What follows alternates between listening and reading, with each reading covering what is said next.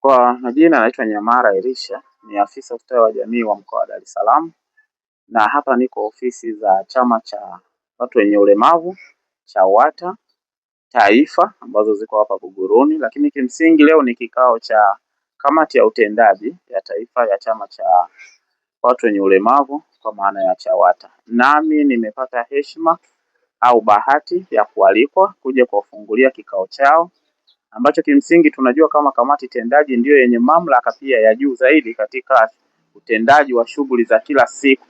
Kwa hiyo imani yetu ni kwamba kupitia kikao hiki watakuwa na mjadala mzuri ambao kimsingi unalenga kuboresha maisha ya watu wenye ulemavu, na wote tunajua kwamba watu wenye ulemavu ni kundi ambalo bado lina changamoto ambazo pamoja na jitihada za serikali ya awamu ya sita kuendelea kuzitatua, lakini tunajua bado zipo baadhi ya changamoto ambazo ikiwemo swala la unyanyapaa, na kwa sababu hii ni kamati ya utendaji ya kitaifa, maana hatuongelei Dar es Salaam peke yake, lakini ni kamati ambayo inakwenda katika mikoa yote.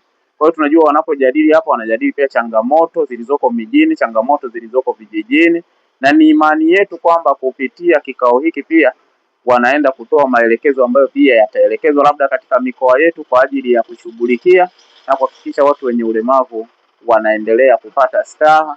Wako watoto wanaohitaji kwenda shule, wako wanaohitaji vifaa saidizi kulingana na aina ya ulemavu alionao, lakini pia wako watu wenye ulemavu ambao kwa njia moja au nyingine huenda wanatumikishwa kwa watu wasio na imani na watu ambao pengine wanafanya uhalifu wa aina hiyo. Kwa zote hizo ni changamoto ambazo kupitia kikao hiki tunajua wanatoa mjadala ambao pia wakati mwingine watatushauri kama serikali ni nini tufanye, na hicho kimsingi ndicho kilichondeta katika kikao hiki.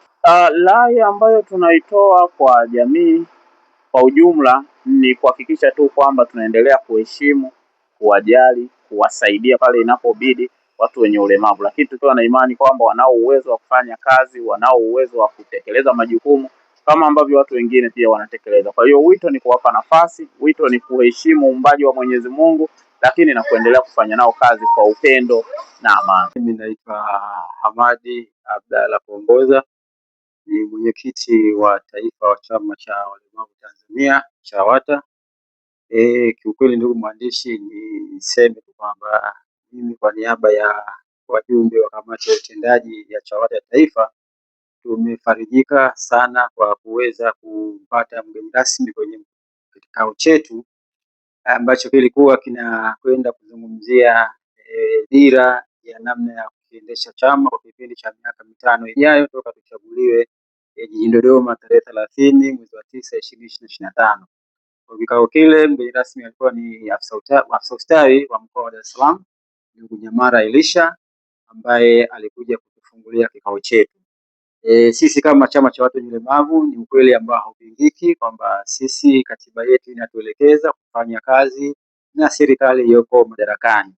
Kwa hiyo tumeona ni umuhimu zaidi kumuita mtu wa serikali ambaye yeye afisa ustawi alikuwa anamwakilisha katibu tawala wa mkoa.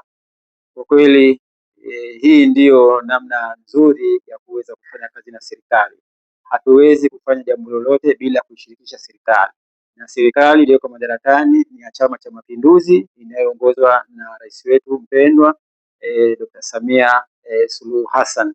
Kwa hiyo tumezungumza mengi na yeye ametuahidi yale yote ambayo tumemfikishia atayafikisha katika vyombo husika ili aweze kupata utatuzi. Kwa hiyo kikubwa niseme tu kwamba tunashukuru serikali kwa namna ambavyo inajali sisi watu wenye ulemavu, na kwamba yale mambo yote ya msingi ambayo huwa tunayazungumzia basi serikali iende kayafanyie kazi kwa mustakabali wa maisha ya watu wenye ulemavu, sababu serikali ndio mzazi.